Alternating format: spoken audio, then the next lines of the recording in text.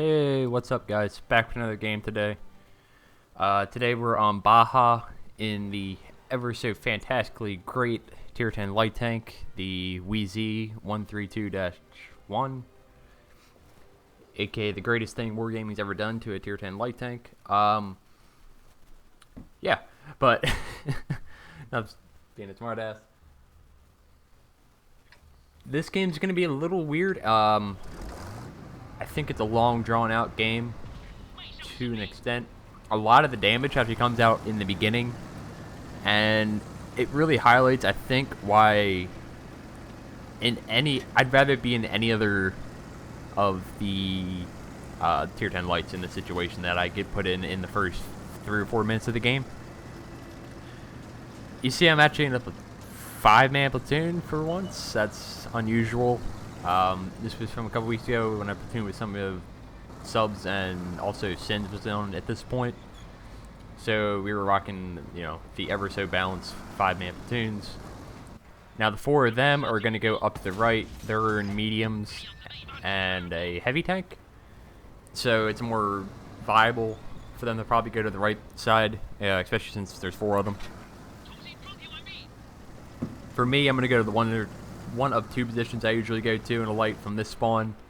I either go down to my left, or if I don't spot anything on their hill immediately, directly across from me, then I will sometimes use this position. It's not something I do a whole bunch, but in this situation, as you can see, we already got like 5-6 tanks to our right that we can shoot at.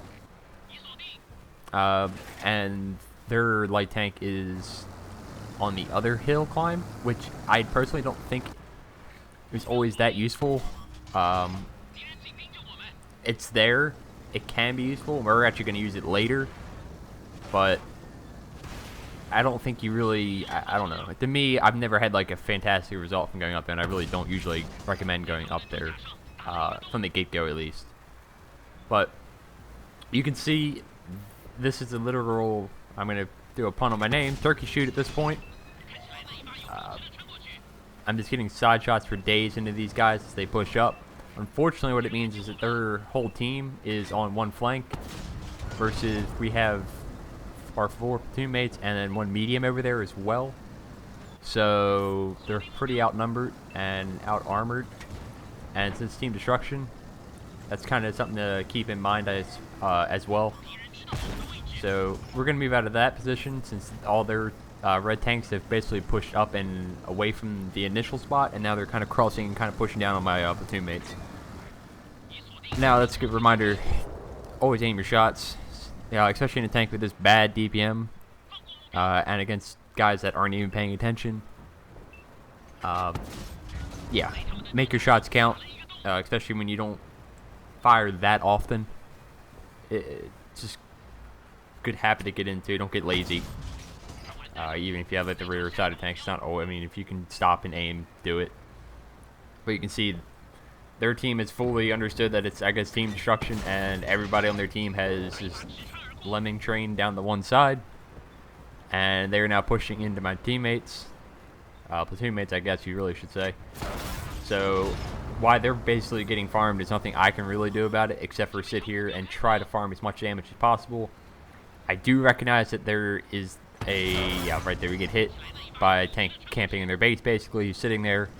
There's not much I can really do about that. I'm going to fall back a little bit and hopefully get into a slightly position that's covered from him, but still gives me shots on all these guys pushing up on the last of my teammates, and hopefully just get as much damage out as possible before the eventual happens, which it does. Not surprising, but we're able to farm close to 4,500 damage in the first 4 minutes of the game. Now, honestly, that's a lot of what we're going to do. I know it's kind of surprising. I don't know why. Sometimes, I don't know why I chose to go to the 4502. I thought maybe he was his rear to me. But I should have shot the 705A there. I really want to get this guy out because he's kind of annoying. We're in that position, just kind of sitting there in the base. So He's kind of pinning me down, but then he starts getting shot at from my heavies that push up on the beach. And since it's team destruction, I'm going to go try to support where my team's at. First, I'm going to do a victory roll, though. Obviously, the best way to win games is to celebrate before they're even won. But I'm going to try to help them push this side, do my best that I can, and see if we can't at least win one flank. Now that we know at least the other has been steamrolled for all intents and purposes. And now is where I get into the hill climb. Like I said, I don't think this position's that great usually, unless their team's super aggressive from the spawn that we started at and pushes up real far. Then you can use the spot people. But generally they sit so far back, or they go on the beach or the hill my teammates went. So the effect is negligible. It's kind of it's not great, at least in my opinion. So, but now we're going to use it to pretty decent effect, or at least try to, with dealing with their tanks as they kind of push in and wrap back around towards the base, which is probably what they're going to be doing. We've now loaded the heat rounds because we're going to be, before we were fighting distracted tanks so we could get away with firing the APCR. Granted, even the heat round at that kind of distance, we'd have to hit the lower plate, and that's very, very unlikely. But yeah, so now it's just turning into more, in this phase of the game, I know I'm pretty important. It's where light tanks and mediums can be really, really key to your team winning in these real close games like this. You can see that their team, all they have left is heavy tanks already, and one tank destroyer. So basically right now, while the teams are even, we still have the advantage in vision, which on some maps would be even better. For Baja or whatever mercenary variant, this whatever. It's not the best, but it's not a bad map to have vision control also. Or more, I almost wouldn't call it vision, I'd almost say mobility. Control, just being able to move around the map at will more, compared to the slow, cumbersome heavy tanks that are all left on their team. And now we kind of see that we're going to wolfpack with this 30B who's gone in on the 705A. For some reason, the 705A, instead of focusing the medium right next to him, he's going to focus the light tank that's above him. I really shouldn't have gone down. You see, he's still very much focused on shooting at me and not the 30B right in his face. Don't know why. But yeah, that's the thing. And we're able to take him off the board, and now rather than going back up that same spot, well, we're going to. It's not the best idea. Just because, again, we have very low pen and not that much ammo.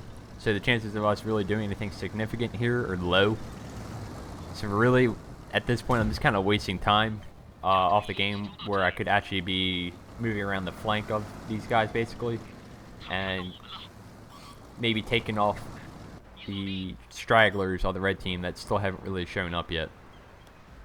We're still waiting to see. There's still the Waffle 4, another 705A, and I think a WZ tier 9 Chinese heavy tank left in the game. And I think 2 of those, if I can remember right, are one-shots. So yeah, there we go. We see the WZ pushing on the beach. He's isolated, or at least we think so. Our 30B is spotting the beach, and we don't see anybody else near him directly. So either we're going to take him out, or hopefully our 30B takes him out somebody, since we outnumber him. And yeah, there we go. 30B takes him out.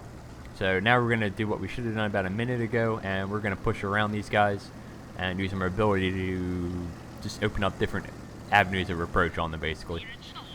And right now, see, we run into the 75A, and we do a little wiggle and make him miss, which is nice. And now I'm going to get to his side and just aim just enough so I go below the spaced armor and above the tracks, make sure the shot goes in and I kill him. Otherwise, he's going to reload and put a shot into me, and I really don't want that at this point in the game in close games. If I can preserve as much of my hit points as possible, the better. So now I'm kind of thinking, okay, I know where the 3 heavies are at, generally. Where's the waffle and where's the Artie? So I'm gonna guess off my head that I think the Artie that just fired is off to my left, and the waffle could be there as well, but the waffle could also be taking his sweet time and going all the way around, and could still be going down the beach. So we're gonna push up here, see if we can extend the vision out a little bit, and see if we can spot anything. And sure enough, we do.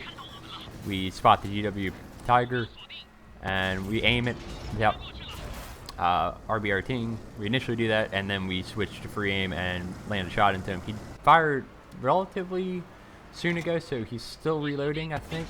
And we're just gonna pop just enough. And we pay attention to the map there, and we see that the 277 has finally got off his hill and is coming after me. So I'm gonna wait till I get unspotted and just kind of hide which way I'm going. Rather than go down to the right, I'm gonna go to the left down here. Same general direction, but just throw him off a little bit, hopefully, and push down. And you see he's coming up right where I would have been at. So good idea, and hopefully we're going to be able to sneak up on the, pop up behind the DK and take him out and get the kill.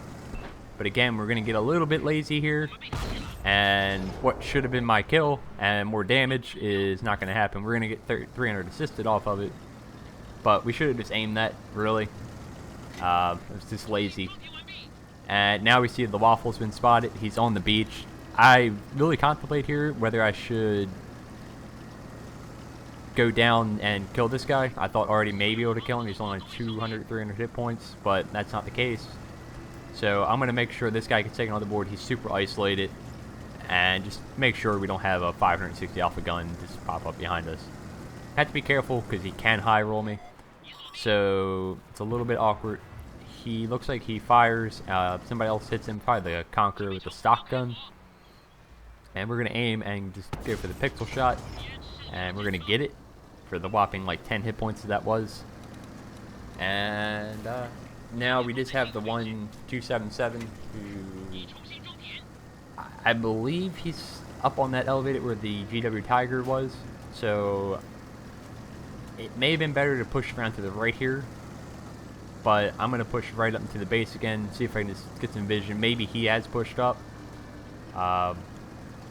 It's just kind of a general like poking around and seeing where he probably went. And sure enough, he's actually pushed down. I don't know about that kind of play. He kind of had that elevated position he could have used to extend vision out over this area, but it plays to our advantage, and we're able to use this rock as cover. He does take down our Conqueror. Our E100 is a one-shot as well, so we have to play this kind of passive until our 30B gets here. I don't want to take a shot. He can technically high roll us, I think. Or he can set us on fire, so I don't really want to take a shot here, just in the off chance. What it's going to mean, though, is he's going to basically just make it hard for me to do any damage. You try to put the Cupola shot in. It doesn't happen.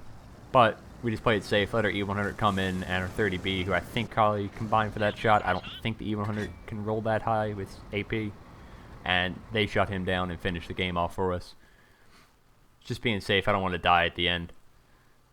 And we wind up with just over 6,000 damage and 1,100 assisted with 4 kills.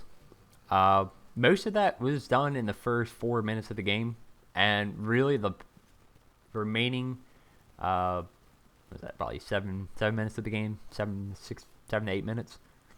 Was more just not doing damage per se, but just controlling the map and moving around it to take out the low health targets, or just gaining key positioning to make the enemy tanks move, basically, I guess. So I will catch you probably Sunday or Monday, and I will see you next time. Peace.